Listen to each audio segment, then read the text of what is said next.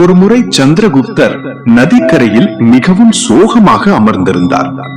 அதை கவனித்த சாணக்கியர் அவரிடம் சென்று, என்ன சந்திரகுப்தா, ஏன் இவ்வளவு சோகமாக இருக்கிறாய்? உன் பயிற்சி என்னவானது என்று கேட்டார். சந்திரகுப்தர் பதிலளித்தார், குருதேவே, எப்போதும் வேலை செய்து கொண்டே இருக்க மனம் விரும்புவதில்லை. எவ்வளவுதான் கடினமாக உழைத்தாலும் ஒரு மனிதனால் எல்லா நேரமும் உழைத்துக் கொண்டே இருக்க முடியாதல்லவா? சில நேரங்களில் இலக்கு இருந்தும் திசை தெரியாமல் இருப்பது போன்றும் உள்ளுக்குள் வேலை செய்வதற்கான ஆற்றல் இல்லாதது போன்றும் தோன்றுகிறது. இது ஏன்? சாணக்கியர் புன்னகைத்து சொன்னார், சந்திரகுப்தா, உன் மனதில் இப்படி ஒரு எண்ணம் தோன்றினால் உன் இலக்கு பலவீனமாக இருக்கிறது என்று அர்த்தம். நீ அதை இன்னும் வலிமையாக்க வேண்டும். வாழ்க்கையில் வெற்றி பெற வேண்டுமானால் ஒருபோதும் சும்மா உட்காராதே. சந்திரகுப்தர் வியப்புடன் கேட்டார், குருதேவே, இது எப்படி சாத்தியம்? ஒரு மனிதன் ஒருபோதும் சும்மா உட்காராது என்பது எப்படிப்பட்ட விஷயம்? சாணக்கியர் கூறினார், இது வெற்றியின் ஒரு ரகசியம். இதன் பொருளை எவர் புரிந்து கொள்கிறாரோ அவர் வெற்றியடைவதற்கு அதிக காலமாகாது. இதை பற்றி உனக்கு சொல்வதற்கு முன்னால் ஒரு கதையை கூறுகிறேன் கேள். கசப்பான உழைப்புதான் இனிப்பான கனியை தரும். அந்த கதை சோம்பேறி தோட்டக்காரன். ஒரு கிராமத்தில் வேலன் என்ற தோட்டக்காரன் இருந்தான். அவனுக்கு பெரிய குடும்பம், நிறைய கடன். அவனிடம் ஒரு சிறிய நிலம் இருந்தது. வசந்த காலம் வந்தபோது இந்த முறை நல்ல பயிர் விளைவித்து கடனை அடைக்க வேண்டும் என்று எண்ணினான். விதைகளை விதைத்தான், கொஞ்சம் நிலத்தை தோண்டினான். பிறகு இயற்கையே எல்லாவற்றையும் பார்த்துக் கொள்ளும், நான் ஏன் தினமும் வயலுக்கு செல்ல வேண்டும் என்று நினைத்து வீட்டிலேயே படுத்துக் கொண்டான். மற்ற தோட்டக்காரர்கள் தினமும் வயலுக்கு சென்று நீர் பாய்ச்சினார்கள், உரம் போட்டார்கள். ஆனால் வேலன் ஊர்கதைகளை பேசிக்கொண்டு நேரத்தை கழித்தான். அறுவடை காலம் வந்தபோது அவனது வயலில் பயிர்களுக்கு பதில் காய்ந்த தாள்களும் களைகளுமே இருந்தன. வருமானம் இல்லை, கடன் அதிகமானது.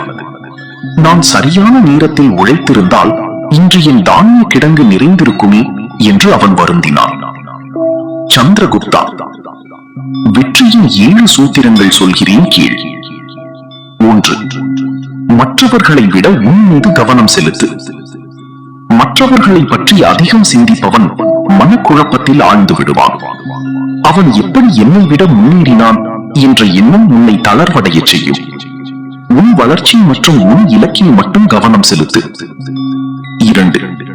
தெளிவான மற்றும் உறுதியான இலக்கை உருவாக்கு. இலக்கு இல்லாத வாழ்க்கை துடுப்பில்லாத படகு போன்றது. உனக்கு என்ன வேண்டும் என்பதில் தெளிவு வேண்டும். பல திசைகளில் ஓடாமல் ஒரு இலக்கை தேர்ந்தெடுத்து அதில் உறுதியாக இரு. 3. தன்னம்பிக்கையும் விடாமுயற்சியும். தோல்விகள் வரும்போது பயப்படாதே. ஒவ்வொரு தோல்வியும் ஒரு பாடம். சாணக்கியரும் சந்திரகுப்தரும் நந்த வம்சத்திற்கு எதிராக முதலில் தோற்றபோது சாணக்கியர் அதை ஒரு படிப்பினையாகவே பார்த்தார். 4. கற்றலை நிறுத்தாதே.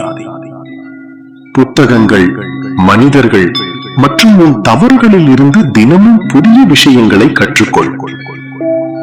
கற்றல் நின்றுவிட்டால் வளர்ச்சியும் நின்றுவிடும். 5. ஒழுக்கம் மற்றும் கடின உழைப்பு. ஒழுக்கம் என்பது உன்னை இலக்கை நோக்கி இழுத்துச் செல்லும் கயிறு. அதிகாலையில் எழுவது முதல் வேலையில் காட்டும் வேகம் வரை அனைத்தும் ஒழுக்கமே. உழைப்பிற்கு குறுக்கு வழி கிடையாது. 6. ஒருபோதும் சும்மா இருக்காதே. சும்மா இருப்பது என்பது நேரத்தை வீணடிப்பது மட்டுமல்ல, அது எதிர்மறை எண்ணங்களை வளர்க்கும்.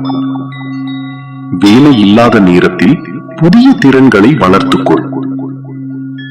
7. நேரத்தின் மதிப்பை அறிதல். நேரம் என்பது விலை மதிப்பற்ற ரத்தினம். ஒவ்வொரு நொடியையும் ஆக்கப்பூர்வமாக பயன்படுத்து. ஓய்வு நேரத்தை கூட உன் கனவுகளை பற்றி சிந்திப்பதற்கும் திட்டமிடுவதற்கும் பயன்படுத்து. சந்திரகுப்தா, இந்த 7 சூத்திரங்களை உன் வாழ்வில் கடைபிடித்தால் உன் விதியை நீயே மாற்றியமைக்கலாம். நண்பர்களே, இது போன்ற வாழ்வியல் வீடியோக்கள் பார்த்து நீங்களும் வாழ்வில் பயன்பெறுமாறு தங்களை கண்புடன் கேட்டுக்கொள்கிறேன். மற்றும் இந்த வீடியோ உங்களுக்கு பிடித்திருந்தால் சப்ஸ்கிரைப் செய்யவும், ஷேர் செய்யவும், லைக் செய்யவும்.